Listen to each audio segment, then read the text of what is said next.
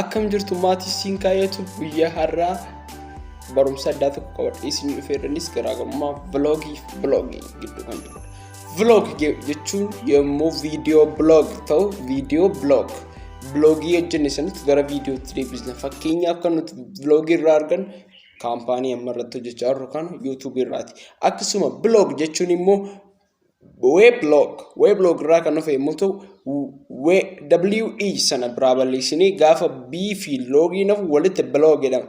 Blog jechuun yaada nama keessa jiru tokko akkasumas aayidiyaawwan adda addaa deemnee yommuu walitti funaannee nama sanaaf hojjennu yommuu ta'u akkasumas vloogii sun immoo baay'ee hiika wal qabataa ta'ee viidiyoo sana naannoo keenya keessa deemnee amma fakkeenyaaf waan hojjedhaa jiru kunillee vloogiidha.